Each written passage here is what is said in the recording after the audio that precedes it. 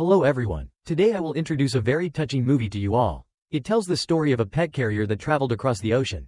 During the journey, the luggage tag was rubbed and blown away by the wind. The airport baggage handlers were very careless and dropped the pet carrier while moving the luggage, not even noticing that the dog had walked out on its own.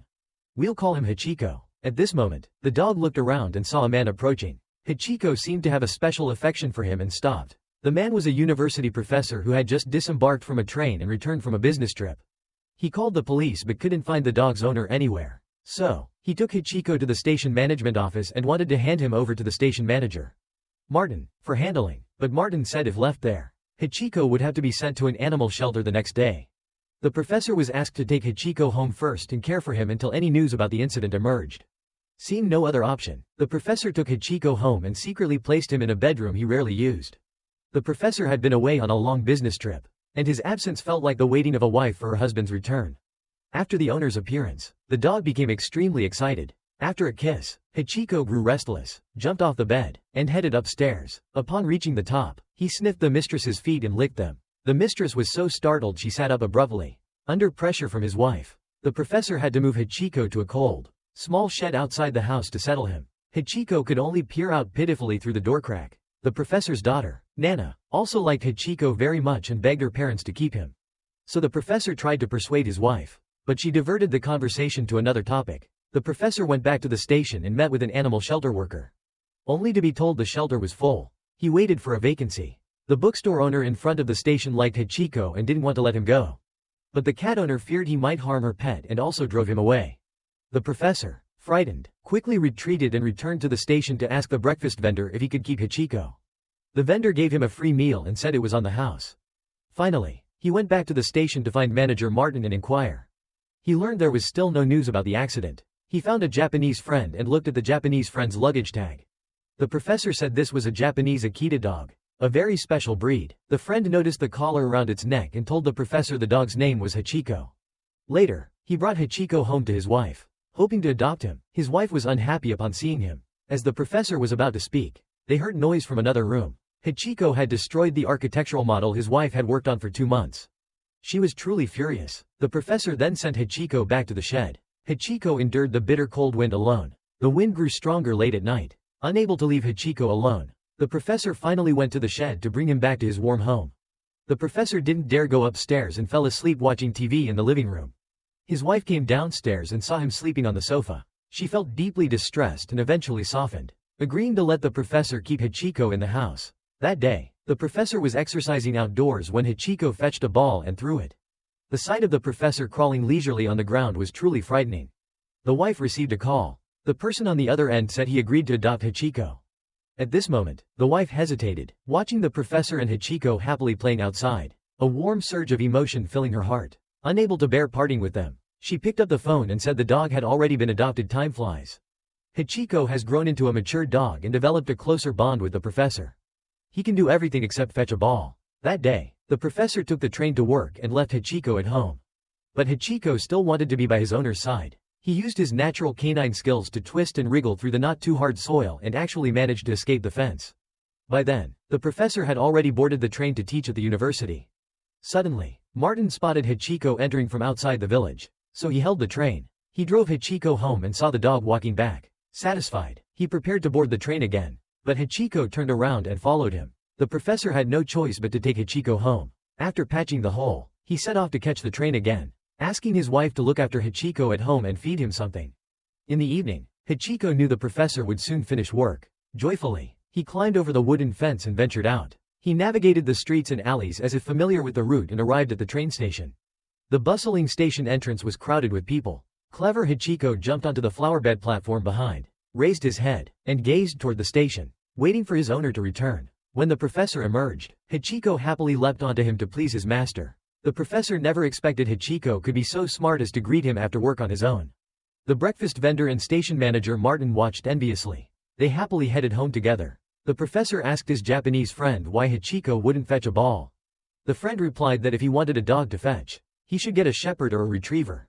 Dogs don't do that in autumn unless for a special reason. From then on, whenever the professor went to work, Hachiko would accompany him to the station, wait until his owner entered, then return alone. Before work ended, Hachiko would arrive early like a gatekeeper. waiting for his owner to finish so they could go home together.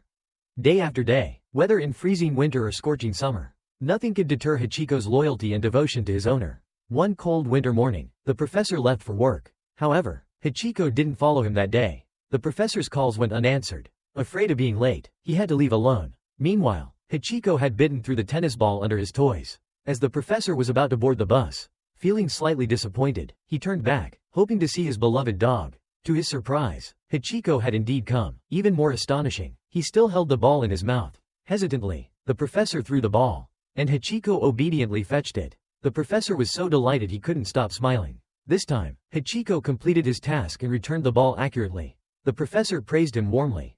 Hachiko seemed reluctant to let him go, still clinging to him with the tennis ball. In the end, the professor had no choice but to confiscate the ball and board the train to work. This time, Hachiko acted differently. Instead of heading home, he watched as the train slowly departed the station and disappeared into the distance. The professor was a music teacher at the university. After arriving, he gave his usual lecture and sat beside the students to rest.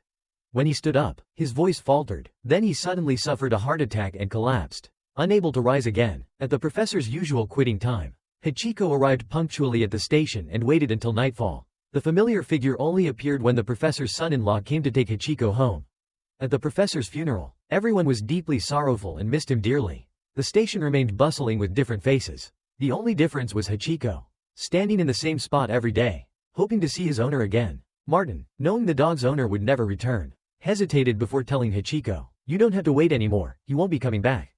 Hachiko seemed to understand, yet also seemed not to. The professor's wife decided to leave this sorrowful place, filled with memories of her husband, her daughter, Nana, and son-in-law, who always adored Hachiko, decided to take him home to continue raising and caring for him.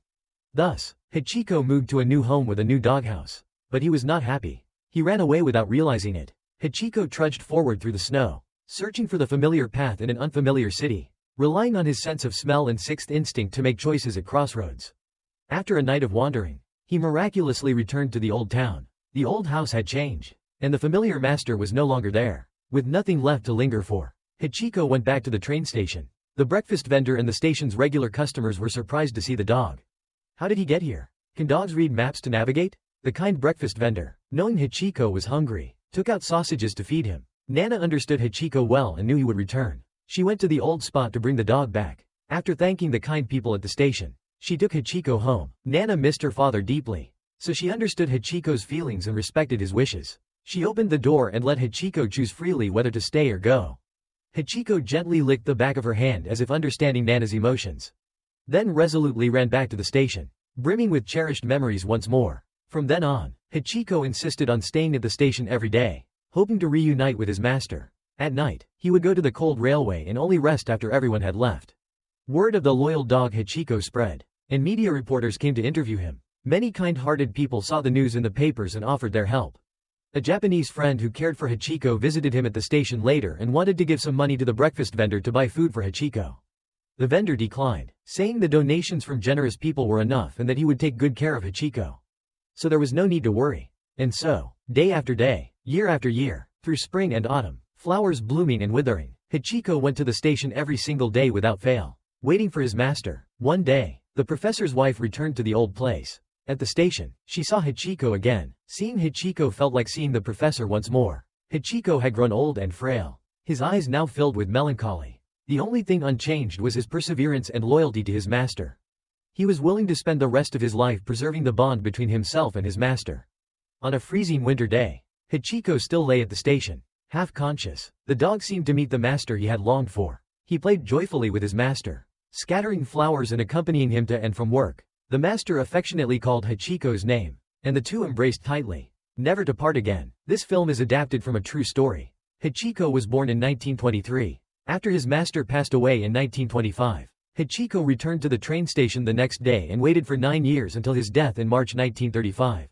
To commemorate the dog's loyalty, a bronze statue of Hachiko was erected at the station where he waited. Thank you for watching. If you enjoyed it, remember to leave a comment.